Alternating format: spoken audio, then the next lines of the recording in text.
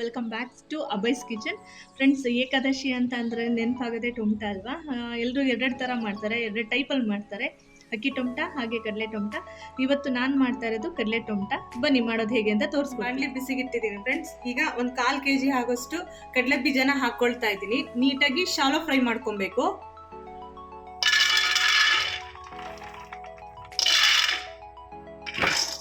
ನೀಟಾಗಿ shallow fry ಮಾಡ್ಕೊಬೇಕು, ಅಂದರೆ ಅದ್ರ ಸಿಪ್ಪೆ ಬಿಟ್ಟು ಬರಬೇಕು. ಕಪ್ಪಾಗಿ ಉರಿಬಾರ್ದು, ಸಿಪ್ಪೆ ಬಿಟ್ಟು ಬರಬೇಕು. ಆ ಥರ ಫ್ರೈ ಮಾಡ್ಕೊಬೇಕು. ನೋಡಿ, ಈ ಥರ ಫ್ರೈ ಮಾಡ್ಕೊಂಡ್ರೆ ಸಾಕು. ಸಿಪ್ಪೆ ಹಾಗೆ ಬಿಟ್ಟು ಬಂದಿದೆ ಒಂದೊಂದು ಕಡಲೆ ಬೀಜದಲ್ಲಿ. ಇಷ್ಟು ಫ್ರೈ ಮಾಡ್ಕೊಂಡ್ರೆ ಸಾಕು.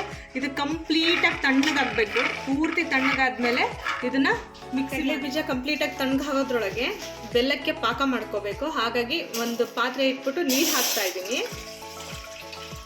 ಇದು 1/4 ಲೀಟ್ರ್ ಇಡ್ಸುತ್ತೆ. 1/4 ಲೀಟ್ರ್ ಫುಲ್ಲು ನೀರು ಹಾಕಿದ್ದೀನಿ. ನೀರು ಕುದೀತಾ ಇದೆ ಫ್ರೆಂಡ್ಸ್. ಇಲ್ಲಿ ಬೆಲ್ಲನ ಕುಟ್ಬಿಟ್ಟು ಇಟ್ಕೊಂಡಿದ್ದೀನಿ. ಇದನ್ನು ಕರಗೋವಷ್ಟು ನೀರಿದ್ರೆ ಸಾಕು. ನಾನಿಲ್ಲಿ 1 ಎಳೆ ಪಾಕ ಆಗಲಿ ಅಥವಾ 2 ಎಳೆ ಪಾಕ ಆಗಲಿ ತಗೊಳ್ತಾ ಇಲ್ಲ, ಅಥವಾ ಗಟ್ಟಿ ಪಾಕನೂ ತಗೊಳ್ತಾ ಇಲ್ಲ. ಇದು ನೀಟಾಗಿ ನೀರಲ್ಲಿ ಕರಗಿ ಸ್ವಲ್ಪ ನೊರೆ ಬಂದರೆ ಸಾಕು. ಇಲ್ಲಿ 3/4 kg ಕಡಲೆ ಪಪ್ಪು ತೊಗೊಂಡಿದ್ದೀನಿ ಫ್ರೆಂಡ್ಸ್. ಇದನ್ನು ನುಣ್ಣಗೆ ರುಬ್ಕೋಬೇಕು, ಅಂದರೆ ಮಿಕ್ಸಿ ಮಾಡ್ಕೋಬೇಕು. ಒಂದು 4 ಏಲಕ್ಕಿನ ಈ ಥರ ಸಿಪ್ಪೆ ಬಿಡಿಸ್ಬಿಟ್ಟು ಹಾಕ್ಕೊಳ್ತಾ ಇದ್ದೀನಿ. ಇದಕ್ಕೇ ಸ್ವಲ್ಪ ಸೋಂಪು ಕಾಳು ಹಾಕ್ಕೊಳ್ತಾ ಇದ್ದೀನಿ ಫ್ರೆಂಡ್ಸ್. ನೀವು ಬೇಕು ಅಂದರೆ ಒಣಶುಂಠಿನ ಪುಡಿ ಮಾಡಿ ಹಾಕ್ಕೋಬೋದು. ಆದರೆ ಅಗತ್ಯ ಇದ್ದರೆ ನಿಮಗೆ ಬೇಕು ಅನಿಸಿದ್ರೆ ಹಾಕಿ, ಅದು ಬೇರೆ ಥರ ಟೇಸ್ಟೇ ಬರುತ್ತೆ. ನಾನಿಲ್ಲಿ ಏಲಕ್ಕಿ ಮತ್ತು ಕಡಲೆಪಪ್ಪು ಹಾಗೆ ಸೋಂಪು ಕಾಳು ಹಾಕ್ಕೊಳ್ತಾ ಇದ್ದೀನಿ. ಸಣ್ಣಗೆ ಪುಡಿ ಮಾಡ್ಕೋಬೇಕು. ಪುಡಿ ಮಾಡ್ಕೊಂಡಿದ್ದೀನಿ. ಇದನ್ನ ಜರಡಿ ಹಿಡಿಯೋದೇನು ಬೇಡ, ನೀಟಾಗಿ ಪುಡಿ ಮಾಡ್ಕೊಂಡ್ರೆ ಸಾಕು. ಈ ಥರ ಸಿಪ್ಪೆಲ್ಲ ತೆಗೆದ್ಬಿಟ್ಟು ಹೀಗೆ ಇಟ್ಕೊಂಡಿದ್ದೀನಿ ಫ್ರೆಂಡ್ಸ್. ಇದನ್ನು ಕೂಡ ತರಿಯಾಗಿ ರುಬ್ಕೋಬೇಕು. ಈ ಥರ ತರಿಯಾಗಿ ರುಬ್ಕೊಂಡ್ರೆ ಸಾಕು. ಇದನ್ನು ಕೂಡ ಮಿಕ್ಸ್ ಮಾಡ್ಕೊಳ್ತಾ ಇದ್ದೀನಿ. ಆ ಕಡಲೆ ಹಿಟ್ಟು ಒಳಗೇನೆ ಮಿಕ್ಸ್ ಮಾಡ್ಕೊಳ್ತಾ ಇದ್ದೀನಿ. ಇದನ್ನು ಕೂಡ ಒಂದು ಬಟ್ಲಲ್ಲಿ ಆಗೋಷ್ಟು ಬಿಳಿ ಎಳ್ಳು ಕೂಡ ಹುರ್ಕೊಳ್ತಾ ಇದ್ದೀನಿ. ಇದು ಕೂಡ ಅಷ್ಟೇ ಫ್ರೆಂಡ್ಸ್, ಶಾಲೋ ಫ್ರೈ ಥರ ಮಾಡ್ಕೊಬೇಕು. ಜಾಸ್ತಿ ಫ್ರೈ ಮಾಡಿಕೊಂಡ್ರೆ ಒಂಥರ ಬೇರೆ ಟೇಸ್ಟ್ ಬಂದ್ಬಿಡುತ್ತೆ. ಸೊ ಹಾಗಾಗಿ ಶಾಲೋ ಫ್ರೈ ಮಾಡ್ಕೊಬೇಕು. ಇದನ್ನು ಕೂಡ ಈ ಥರ ಕಲರ್ ಸ್ವಲ್ಪ ಚೇಂಜ್ ಆದರೆ ಸಾಕು. ನೋಡಿ, ಇಷ್ಟು ಕಲರ್ ಚೇಂಜ್ ಆದರೆ ಸಾಕು. ಇದನ್ನು ಕೂಡ ಮಿಕ್ಸಿಗೆ ಹಾಕ್ಕೊಳ್ತಾ ಇದ್ದೀನಿ.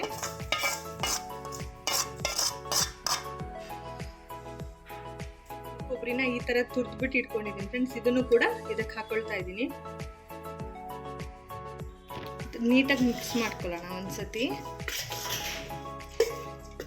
ಕೊಬ್ಬರಿನ ತುರಿಬೇಕು ಅಂತೇನಿಲ್ಲ, ಸಣ್ಣ ಸಣ್ಣದಾಗಿ ಕಟ್ ಮಾಡಿಕೊಂಡ್ರು ಕೂಡ ಆಗುತ್ತೆ. ನಾನಿಲ್ಲಿ ತುರ್ಕೊಂಡಿದ್ದೀನಿ.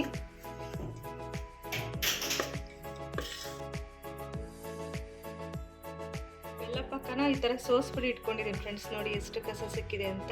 ಸೊ ಚಿಕ್ಕ ಚಿಕ್ಕ ಕಲ್ಲುಗಳು ಸಹ ಸಿಗುತ್ತೆ. ಸೊ ಹಾಗಾಗಿ ಬೆಲ್ಲದ ಪಾಕ ಮಾಡ್ಕೋಬೇಕಾದ್ರೆ ಸೋಸ್ಕೊಬೇಕು. ಸ್ವಲ್ಪನೇ ಪಾಕ ಹಾಕ್ಕೊಂಡು ಕಲಿಸ್ಕೊಳ್ತಾ ಬರ್ಬೇಕು. ಇದನ್ನು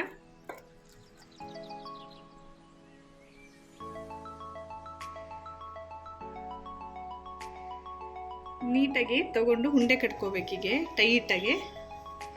ಎಲ್ಲೂ ಕ್ರ್ಯಾಕ್ಗಳು ಬರಬಾರ್ದು, ಆ ಥರ ಉಂಡೆ ಕಟ್ಕೊಂಡು ಹೋಗ್ಬೇಕು.